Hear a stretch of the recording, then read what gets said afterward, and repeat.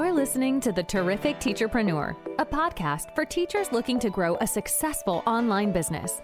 Your host, Alex, was able to transform her Teachers Pay Teachers store from a small side hustle into a profitable full-time business. She now helps other teachers do the same. Listen along for actionable tips and helpful wisdom about business and marketing as a teacherpreneur. Here's your host, Alex. Hello and welcome to the Terrific Teacherpreneur podcast. I'm so excited for this episode. If you've been around for a while, there was a previous episode on the podcast in 2022. It is season 2, episode number 80, if you want to check it out. It's called What TPT Sellers Earn Each Month with Rebecca from Hoff Math.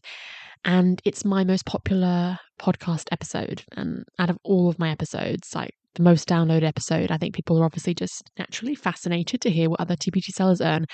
Now, I did that survey with Rebecca back in 2022. That was quite a few years ago. I mean, that's before personalized search, before like the economy, AI, like, I don't know, things are different now. So I thought this year would be a really great time to do an updated version of the survey and an updated version of the episode and see how things are going in 2025. Just learn a little bit more about what other sellers are doing, what they're earning, and what's going on with other people. And the reason I originally did that survey and that episode was I just really wanted to reassure people. I wanted people to listen and go, oh, okay, it's totally normal. I've been selling 2 years and I make this many $100s a month or whatever. That's pretty average. I'm just like everyone else. And it's just reassuring, I think. So that was a big reason I did it.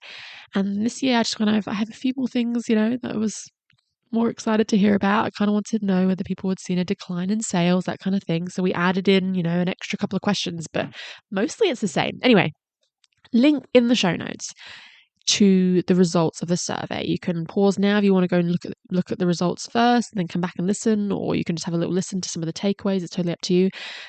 The link is there so you can check it out and see the results yourself. But for this episode, I just kind of wanted to share some takeaways, things that I noticed when I was looking at the data, and just some really interesting little tidbits. So yeah, let's dive in. I actually asked Rebecca to summarize a few key points at the beginning of the document so that if people were kind of overwhelmed or time poor, they didn't want to try and like decipher everything themselves, they could just get a few key takeaways. And I'm going to read a couple of those out just because I want to elaborate on them a little bit, but you can see these yourself in the document. But some of the things like the top 10 data insights that she shared. So she mentioned that the elementary grades were a really kind of popular saturated niche. I think that's something we kind of already knew anyway, but I think it's just reassuring. So if you're like myself, like I sell a lot of, second grade resources, first grade resources, whatever. If you sell things in that pre-K to second grade range and you feel like you're really struggling, well, it's because it's super competitive. And so it is like the most popular niche on TPT. I think that's kind of like we can see that in search. It's really, really saturated, but I think that's just reassuring. So if you're in that niche and you feel like it's really hard, just know it's not you. It is just super, super competitive. This really does highlight that. And you can see a little bit more about what other grade levels, people kind of commonly were showing resources for in the data. But yeah, that was a big takeaway for that. One of the other things that I thought was really interesting from the takeaways is high earners are usually full-time TPT sellers. That's a tough one to hear, I think, because if you're full-time in the classroom, you might feel a bit despondent, like, oh, so basically I can't succeed at TPT when I'm in the classroom. And I don't think that's true. There's a lot of people in the classroom seeing great success. And that's actually a lot of the time why they end up leaving the classroom. So I guess I wanted to add that in. Say if you're like in the classroom right now and you feel like, oh, I'm doomed, right? I'm basically never gonna be able to compete with these people. Well, they got to that point because they did so well when they were in the classroom that they earned enough. They were able to leave the classroom. So you can see success as a full-time teacher, and that's what allows you to be a full-time seller. So yeah, don't feel despondent at that. The results saying basically that the sellers earning more than $10,000 a month were no longer in the classroom. Well, it's not just that they can earn that much because they're not in the classroom. The reason they're not in the classroom is because they had a great business that earned them that much. That's kind of the vibe I think we should have. The takeaway from it is that you could be full-time teaching and you could start earning some serious money, thousands of dollars a month, and you might actually be able to leave, and then you can push yourself a little bit higher into these crazy high earnings. But anyway, one of the other ones was interesting was that having a bigger store and a lot of products does seem to correlate with higher income, and I hate that. I've always been that person to preach that I feel like quality over quantity. And it did seem to say that the top earners, that people that were earning more than $10,000 a month, tended to have, like 600 plus products. And I was like, that was like a gut punch, because I was like, that totally contradicts what I've been saying for years, which is that we should just be quality over quantity. I still think I'm right, though. I think if you're a new seller in your first year and you're just churning out like pretty subpar products just for the sake of reaching 100 products, like that's not going to get you very far. I do think you still need to make in quality. And I think that people earning over 10K, having 600 plus products, is actually not the reason they're earning 10K is because they have 600 products. It's actually just that the type of people that are earning 10K have been selling for about 10 years. And when you've been selling for about 10 years, you're more likely to have like 600 products. I don't know. It's one of those things. You can kind of interpret things how you want to interpret them. But I don't want the takeaway here to be, oh, I've got 60 products in my store. If I want to earn serious money, I need to like 10 times the size of my store. Like, I don't want that to be people's takeaway. I think it's just over time, as your store grows, it's great. You have more opportunities to meet buyers' needs. But mostly that, the longer you've been selling, the more products you have, eventually you're going to end up with quite a big store. But yeah, just please try to remember quality is important too. One of the other takeaways, which I thought was very, very insightful, is that new products being released seem to help drive growth. People seem to cite that as their major growth factor. Like, I consistently release a lot of new products. I think that's something to be mindful of. Again, feel like that contradicts some of the things I've said. I've often said, optimize your existing resources, don't keep churning out new ones. But there is obviously a benefit into making new ones. And I guess the little insight I wanted to share was, I feel like, again, if you're a smaller, newer seller, like constantly churning them out for the sake of it, because you see on the data that releasing new products increases your earnings, and then you're like churning them out for the sake of it, that's probably not going to help you. I think what this was actually really established sellers saying, hey, the reason I don't have dwindling sales right now is because I'm always constantly evolving in my business. I think Taylor Swift, you know how she's been in the business for like 20 years. Each album is different. She's gone from country to pop. Like, she really evolves. And I think that's why she's a brilliant businesswoman. And I think your store is the same. I think if you're trying to rely on the bestsellers you made in 2017, and you're like, why am I not making money anymore? Like, well, that's because they're super old. Like, you have to make new stuff. So I think the established, really veteran sellers that are maybe doing well now, that have been around a really long time, they've kind of, created new product lines and new bundles and new products and things that teachers need now. And those things have replaced maybe some of their older bestsellers. And so they're kind of constantly keeping their business growing. And that's really awesome. So yeah, for that data insight, if you're a seasoned seller, you want to look at that as, hey, creating new products is a way for me to replace some of my bestsellers that are dying out. But don't listen to that as a new seller and think, I just got to constantly release a new product every single week or I'm not going to grow. Like, that's not really a takeaway that I want you to have. So yeah, I'm trying to kind of share what my thoughts are for each of these things. So yeah, the interesting one I liked was some of these things I didn't like, because I feel like it contradicts things I've always thought. And that's okay for me to admit. Like, it's important for me to be open to new ideas. But one of the things I did like, though, number 9, was certain platforms seem to be popular among sellers in terms of success. And I liked that it kind of correlated with what I believe. The most popular platforms seem to be email marketing as well as Pinterest. Instagram was up there too, but I'm a big fan of both email marketing and Pinterest. So I feel a little bit validated there that I've always said those are 2 really great platforms, and the data seem to kind of back me up on that one. And I think you'll find that a lot of people try all these different social media platforms, but when you really sit down and ask, especially like really veteran sellers, hey, you're making serious money. Like, where are you marketing right now? A lot of them have email lists. A lot of them are maybe using Pinterest in their blog, that kind of thing. Anyway, there was an insight about paid data services. I want to add a little something here.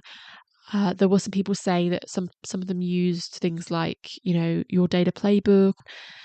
And some of them did report saying like, hey, I've got really increased sales, but I just don't want that to be a takeaway where people think, oh, I can't grow my business unless I'm in YDP. I don't think that's really the takeaway you want to be having here.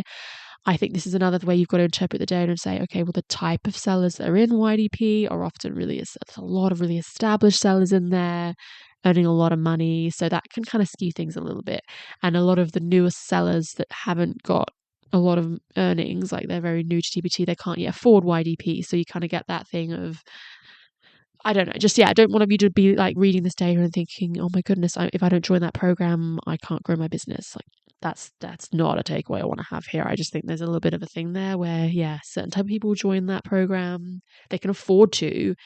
And those type of people are already, like these like CEOs of massive businesses. They've got a team, or they've, got a lot of money to invest. They've been doing it for years. They've got lots of products. They've got lots of marketing platforms. There's other things going on too. And it's not just that they're in YDP that they're doing well. So I don't know. I'm going to throw that out there. Only because I know sometimes things like this can just be really upsetting to people. They think, I can't afford that.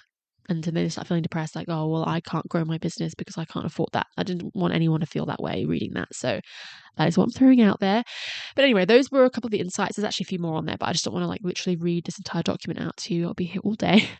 I just want to now go through some of the things that I noticed when I was reading the data. And so things that kind of stood out to me.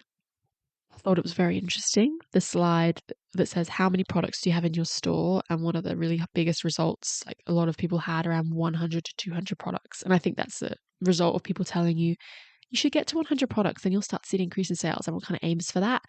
Maybe they put out 100 or 200 products. A lot of people kind of realize maybe that wasn't the ticket to making a lot of big money, and then they kind of stop creating as many products. But interestingly, there was quite a lot of people that answered in the 600 range. There seems to be, it seems to be kind of all or nothing. Most people kind of make it to 1 or 200. Maybe they stop there. And then there's a bunch of people that kind of go crazy with 600 plus. It's kind of, but the 100 to 200 stood out to me. And I think that might be a little bit of that advice we see. Get to 100 products. It will help your growth.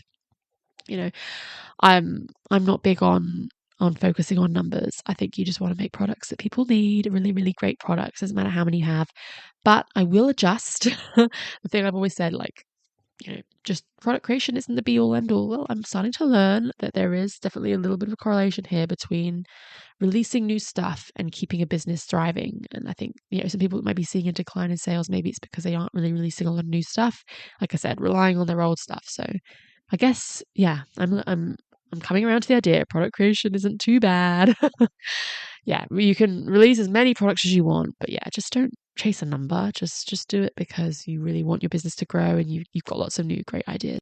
The next things that I thought was really, really interesting. My eyes kind of were like, what? Like bugging when I saw it, was the one about marketing. So the question was, how many platforms do you regularly use to market your products or engage with buyers? And I had a sinking feeling, because I've always suspected that people were going to say that they're trying to do literally every single platform.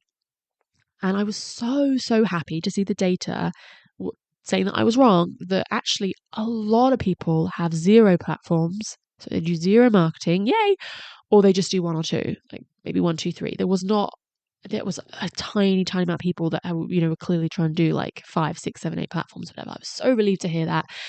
Very reassuring to know you can just focus on TPT. You don't have to market. And if you do, you can just have 1, maybe 2 platforms. I think that is brilliant. I'm so glad the data said that and that people weren't trying to do everything. So yay, that was really reassuring to see. And then, the question that asked, what do you use?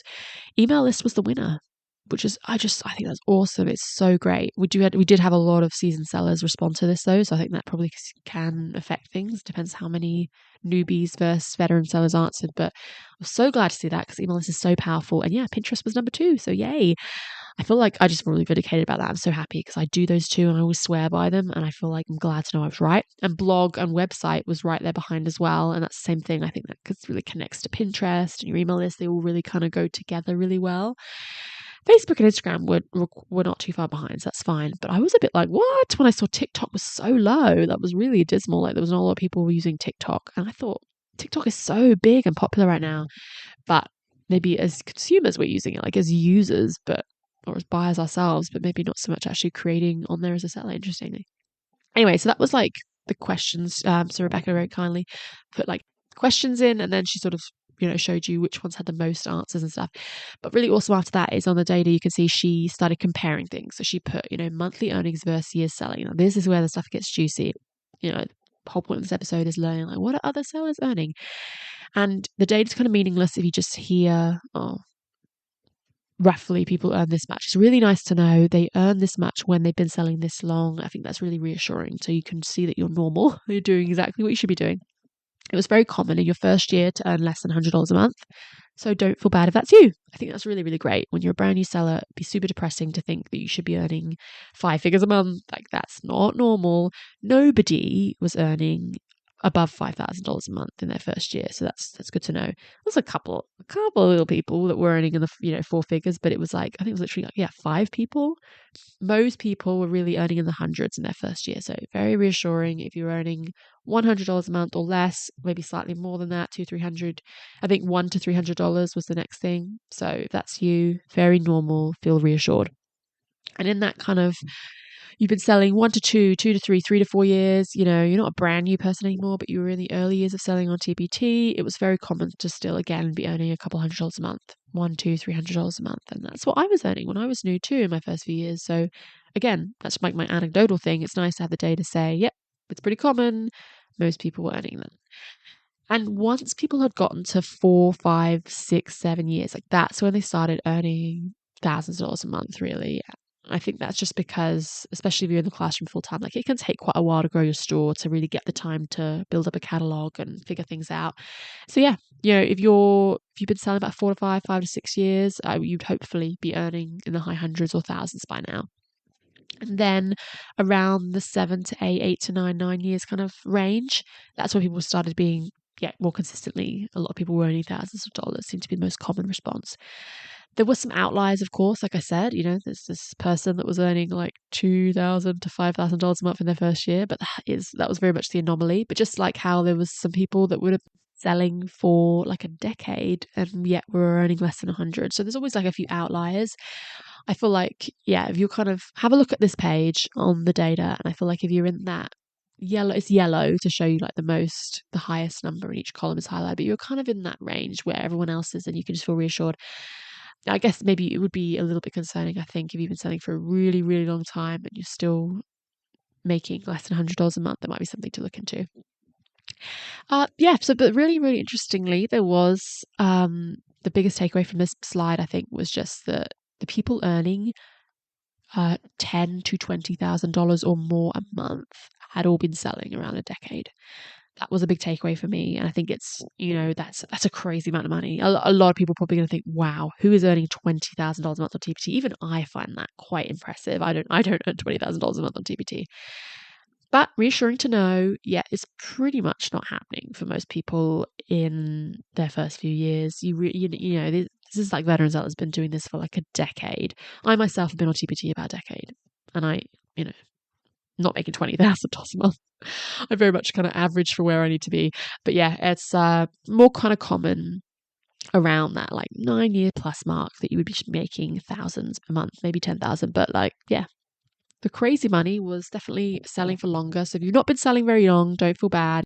Next slide was another interesting one. So this one was about monthly earnings versus number of products, because we're always wondering this, aren't we, right? Like, how many products do I need to have if I want to earn $1,000 a month? How long do I need to have been selling before I can earn $1,000 a month? Like, people are always kind of wondering that, like, at what point is that going to happen? So this is really great to see. And so people tended to earn less than $100 a month when they had less than 100 products in their store, which again proves that having a bigger catalog can help you. And it goes against what I've always said. I'm always saying quality over quantity. But I think what the data is showing, though, is that as you create a bigger store and you make more resources, you have more opportunities to find that bestseller. You have more opportunities to find bestsellers, or to figure out what your niche is, or to learn how to do things, make better products, figure out what people want. You've got more opportunities to meet needs of buyers. And so, it just naturally happens as you grow your store, your sales do increase a bit. The people in the 20K month range, like I said, a lot of them had 600 products, or they kind of seem to have 300, 400, 500 products. A lot of people in that $0 to $100 a month range, it was less than 50, or maybe 50 to 100, that kind of thing. In the middle, I mean, we're looking at, everyone wants to know, right? You want to earn $1,000 a month, 4 figures, how many products? And the most kind of common result was that people in that 100 to 200 products range. And I think, if I'm being honest, my own store, I probably was starting to get around that many products when I was hitting 4 figures, I think. So I guess if you haven't yet got 100 products in your store, that could be one of the reasons you haven't yet made $1,000. Obviously, what's depressing though, is if you do have, say, 300 to 400 resources and you're still that person making less than $100 a month. There was a few people that said that, or 1 to 300. That is something to be a bit of a red flag, I think. So you'd have a look at this data and be like, am I normal here? Look at, how many products you have, and then go look at how much you're earning. Are you kind of the majority with everyone else? Say, for example, you've got like 200 products in your store, and then you look and you see, you're earning, I don't know, $600 a month or something like that. Then you can kind of look and go, oh yeah, that's quite common. Although a lot of people that had, hit that point with 200-300 products are actually more likely to have a bit more hitting 1K by now. I don't know, you might want to look at this. I'm hoping it doesn't depress you. You might be one of those outlier people that goes, oh, okay, well, I've actually got quite a lot of products and yet I'm still not earning a lot, and that's actually not normal. Most people with this many products are earning a lot more than me. And the whole point of this data and this survey and this episode is not to upset people, but there is a benefit to this. If you're that person that feels like the outlier and things aren't looking good, is this might be a bit of a wake up call, because then you can say, oh wow, I always suspected, but now it's confirmed that I'm not really earning what I should be based on how long I've been selling, how many products I have. Something is not right here. But I think it's good to have that. I think it's really good to have that wake up call and to be confirmed and to know for sure something's going on, because then you can start trying to figure out how to fix that. And I think it's important to know first, okay, maybe this isn't normal. So obviously I don't really want anyone to be upset by this, but you hope that there'll be a good outcome too, which would be that it pushes you maybe to figure things out. There's a lot more interesting data here. You can have a look at monthly earnings versus niche, if you want to dive into that kind of thing. I won't sit here for hours and hours reading all out, because it would just be a very, very long episode. I just wanted to point out things that I thought were really, really interesting. So the next one I thought was fun was monthly earnings versus hours per week spent. I think there's this huge misconception, that if you want to be earning serious money on TPT, you need to be full time, in terms of not just, oh, I'm not in the classroom, but like, I don't know, working like 30, 40 hours a week or something. Does not seem to be the case. People that had hit $1,000 a month or were earning, 5,000, 10,000, 20,000, whatever, they weren't all putting in 30 plus hours a week. There's some people doing that, don't get me wrong, putting in 30 hours a week, but a lot of people were putting in 5 to 10 hours, 0 to 5 hours, 10 to 20 at most, and able to make some serious money. So have a look at this slide. I think it's really, really fascinating. The people earning 20K a month, yes, did seem to be more in that 20, 30 hours a week. They're like doing TPT full time, but not like 40 hours a week. But really, really cool to see people putting in about 5 to 10 hours and able to make, between $1,000 and $5,000 a month, which is awesome. So it's very part-time. You can do as very much as like a side hustle in terms of hours and actually still make, 4 figures. That's so cool. Was interesting as well. A lot of the people putting in less than 5 hours a week tended to earn quite small amounts of money. So I think if there's a takeaway here to have, if you're putting in 2 hours a week on TPT, you're probably going to end up falling in, like most people, into a couple $100 a month. If you're able to put the 5 to 10 hours in each week, that does seem to shift people into earning more money. But you don't have to put in like 20, 30 hours in order to see success, which is awesome. So, but it depends what your version of success is. If you want to make 20K a month, yeah, probably. But if you're aiming for something like, I would love to make $4,000 a month. Well, it's really reassuring to know you do not need to be working 30 hours a week on your store to do that. So really cool. I like that. I thought that was really interesting. You can see the next one was about like life situation. That was another really cool one. Obviously, it did show that, yes, the people earning $20,000 a month are no longer in the class, and we talked about that already. But very, I think, cool and nice to know that you can be teaching full time and earn about $2,000 to $5,000 a month. That was quite a high number there of people doing that. They were still in the classroom and earning what I think is really cool money. So that was really reassuring. Have a little look at that slide as well. The monthly earnings versus number of platforms was really cool. I was so floored when I saw this one. Like, I think my mouth literally, I was like, what? Open, gaping like a fish. I don't know. Is this right? Please, someone that's earning like 20K a month, tell me. But the people earning 20K a month or 10 to 20K really consistently were, some of them had 0 marketing platforms. I thought that was fascinating. I was like, what? So yeah, there was a lot of people saying that. And then there was a bunch of people in the sort of 1 platform. And then after that, it was 2 people, 1, 0, people earning really serious money. What I think is really serious money is over $10,000 a month. So 10 to 20 or 20K more a month had no marketing platforms, or they had 1. Like I said, a smattering of people that had 2 or 3. Nobody really seemed to have 4, 5, 6, 7, 8. They were not doing all of them. Blows my mind, because I think I was under the impression a lot of these people that were earning crazy big money had big teams and were therefore kind of doing everything.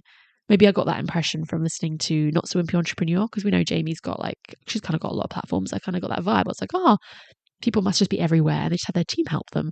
But no, there's people doing all negligible marketing, earning insane money. That was probably one of the biggest things in this whole thing that really blew my mind. And I sat for a second and I was like, wait, what? The scariest bit is when you look at the other bits of data on this one. So the people earning, less than $100 a month, but, in the 1, 2, 300 range, 3 to 600, all the numbers were different. It was a lot of people had 1, 2, 3, 4 platforms. Same with the kind of $1,000 a month, like the 1K through to 10K maybe. Like there's a lot of people, don't get me wrong, there's a lot of people saying that they had no platforms, but there was a fair amount of them saying they had, 1, 2, 3, 4 platforms. And I thought that's so fascinating. Is there a bit of a correlation there? Do we tend to, as we grow our business, take on more and more platforms? We end up with like 2, 3, 4 platforms, and it actually kind of limits us. And then maybe we scale back, or maybe it's the people that never took on that many. They're the people earning 20K a month. That was just crazy to me that they just, I don't know what they're doing. Are they just making products? Please tell me. Please, if you're one of those people earning 20K a month, please email me or message me something. I'm dying to know if you're earning that much money. Are you seriously not doing any marketing? Or you just have like one thing, like your email list maybe, and that's it? And then what are you doing with the rest of your time for 30 hours? Are you just making products? Like, mind blown. I'd have to know. I'm dying to know. But I think it does correlate with what I've always believed, which is like marketing is such a time suck. It's such a time waster. And we just spend hours and hours and hours on Instagram and Facebook groups, TikTok, even my beloved Pinterest, whatever. We pour too much time into marketing, and it slows our growth, because when you're spending hours making an Instagram reel, you are not optimizing your resources. And when you're spending hours writing blog posts, you are not creating new resources. And so this kind of confirms that what I've always believed, that marketing is not the thing we should be doing. And yeah, apparently these people are making serious money and they're not really doing much of it, if not any of it. And I was like, well, then maybe that's why. Maybe they're not drawn into that. Maybe they're just focusing on their store. And there's a couple of people I follow actually on TPT now I think about it, in my niche, and they release a lot of products. I always thought maybe they've got a big team, because how are you, maybe they do, but yeah, maybe they're releasing like a product, every couple of products a month or whatever, or products every month, because that's the thing they know brings them money. And that was one of the other data points. People felt, hey, releasing products seems to be the thing that brings money. Please tell me if you're one of those people. I have to know. Maybe they've experimented with their own businesses and they felt like they've had phases where they did a lot of marketing. It didn't do much. They've given up. They've had phases where they just churn out a fair amount of products every year, and that's helped them grow. And yeah, interesting. Very, very interesting. I will stop running about that now. Okay. We did add new questions in for this one this year. So the monthly earnings versus how have your earnings compared to last year? This was one of the newer questions to kind of check, hey, how are things going on TPT? Are things declining? What's the climate here? And yeah, there was some people saying that, their earnings were significantly lower than last year, so more than 20%. And that was actually a lot of people that were in the sort of $2,000 to $5,000 a month. I don't know what the meaning of that is. I don't know why that seemed to be a common thing. People in the 20K month range seem to feel like their sales, I think a lot of them said their sales were slightly lower. People earning, a couple $100 a month, a lot of them seem to, I think their sales were kind of slightly higher or significantly higher. That's natural when you first start out. You're growing.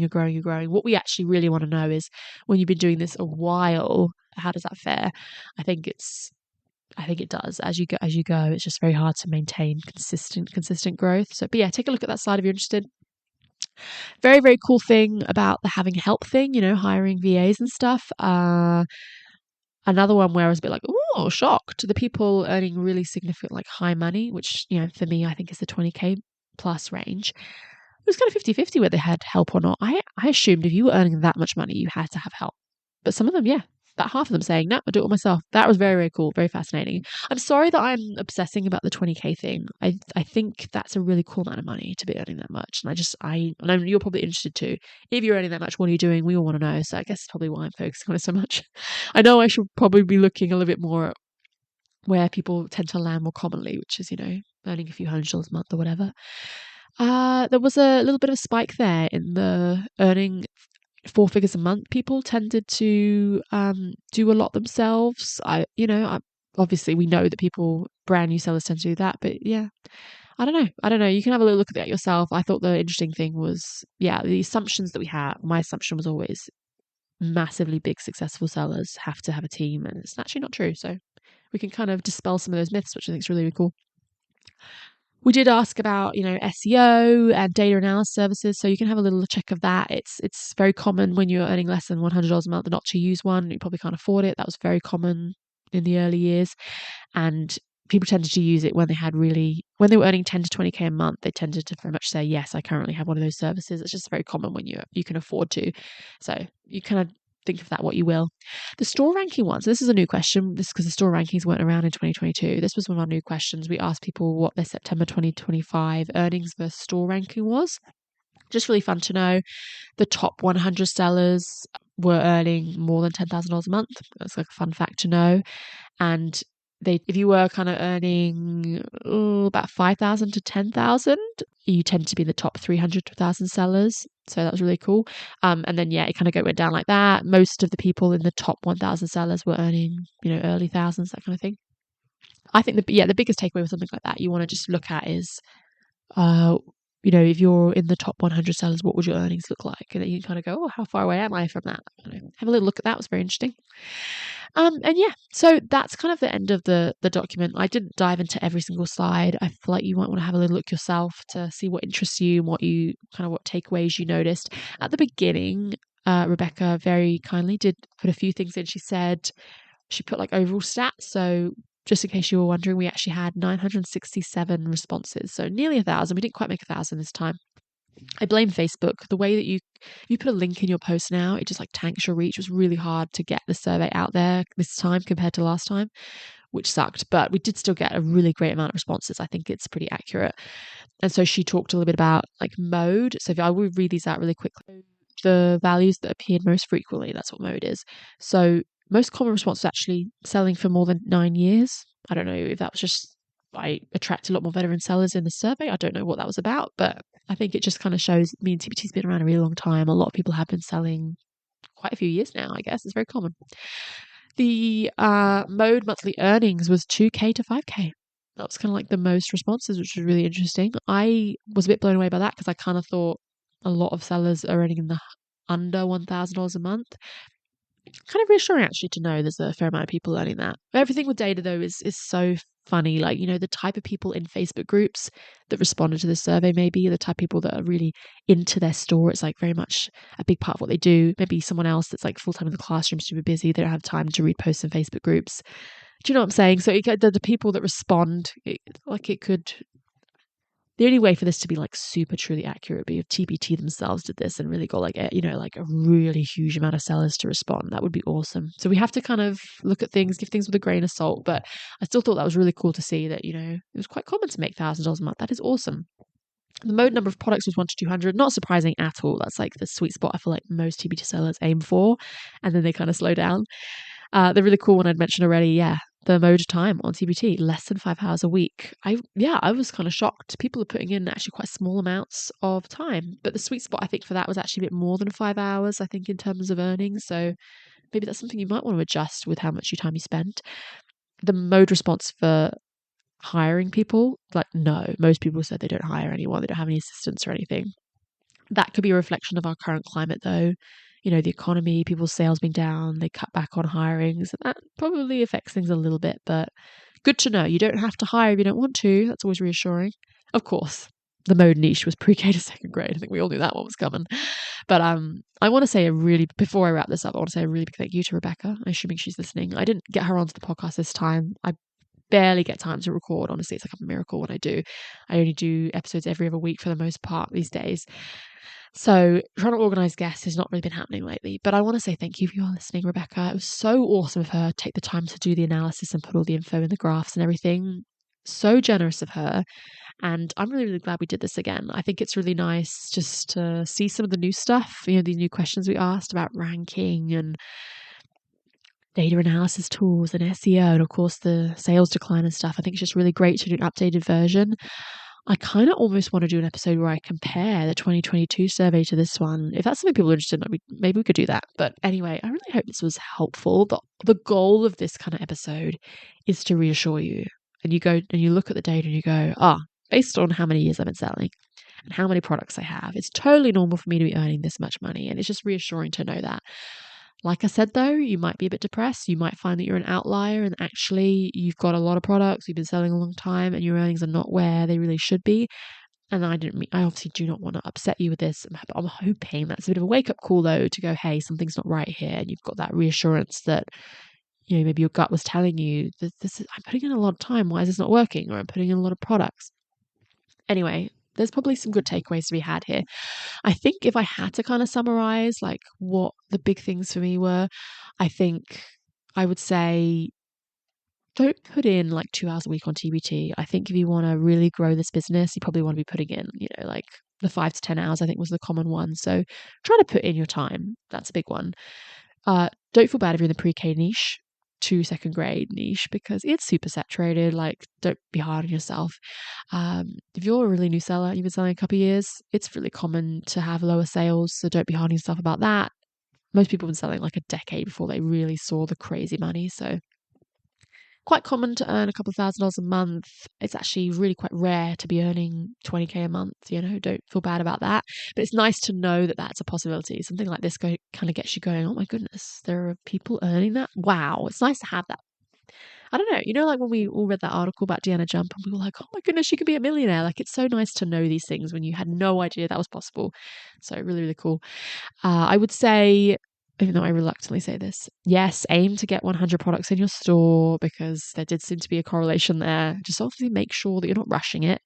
But growing your store obviously has some value. And if you're a seasoned seller, just continuing to add products seems to be the way to go. Because obviously, like I said earlier, you're just reaching new people. You're keeping up with what buyers want. Creating new products seems to be helpful, obviously. And don't waste time marketing. And if you're going to, and you can do no marketing if you want, you can feel totally reassured about that. If you're going to do any marketing, just have one, maybe two at most. I've always said that. But apparently the common ones that people use and I stick with appear to be email and Pinterest. So that might be something to keep in mind. The reason that's important to know is because people tend to ditch the ones that don't work for them. So if they're consistently still using it, that means it's a good platform. That's kind of the takeaway I have, honestly. A lot of people doing email because it just has such a high return on investment. Don't feel bad if you are full-time in the classroom. There's potential for you to make money and therefore leave if you want to be full-time TPT. But cool to know you don't have to work like 40 hours a week. You can totally earn crazy money just by like putting in like 10, 15 hours or something if you wanted. Very, very, very cool. And then, yeah, that's kind of probably that I would say would be the big takeaways. You're going to probably get a lot more of yourself when you look through the data. I just kind of wanted this episode to be me sharing my thoughts. And yeah, a couple of things of me going, I was wrong or I was right. I don't know. I just thought that'd be fun. The actual information you can get from the document yourself. Just, I don't know, thought you might be interested to hear what I thought anyway. Which ones were kind of like, for me. Yeah. Anyway, before I go, I wanted to say sorry. This episode is insanely long. I thought about cutting it into 2 parts. I'm not going to, though, because that's too much effort. I also am sorry for the nasally voice. I've just gotten over the flu. I sound awful, but I was so excited to record and I couldn't resist. I just wanted this, like, once the results were in, I wanted to share them. So apologize about that. And apologize that I have just been blah, blah, blah, talking so fast, like really animatedly. I just found it so exciting to read this information. So sorry, it's been like nasally fast and long, but hopefully helpful and interesting. Anyway, I hope that you really enjoyed this episode. Like I said a few times, I hinted really strongly, but if you are earning really serious money on TPT, like you're one of those like top 100 people, or you're earning like, I don't know, $50,000 a month or something, please message me if you want. We can keep things anonymous if you want to. I would love to do an episode where I share what those people are doing in their business. I thought that'd be so helpful. And it would obviously be anonymous. If you're listening to this, you're one of those people, I would love if you could share your wisdom about what you're doing, because I feel like that'd be so helpful. Anyway, if you have any other questions about the data, any other thoughts that you had, anything you thought was really cool or interesting, or any questions you had, like, I don't know, anything you want to say about this, definitely post in the Facebook group, The Terrific Teacherpreneur, because I'm finding this really interesting and I'd love to discuss it. So I think it's just really fun to discuss. So yeah, let's keep discussing it. But anyway, I hope that you have a terrific day. Thank you for listening to this episode of The Terrific Teacherpreneur. If you're enjoying the show, please feel free to rate, subscribe, and review on your preferred podcast listening platform. We really appreciate that effort. Come back for more actionable tips and helpful wisdom in the next episode with your host, Alex. Until then.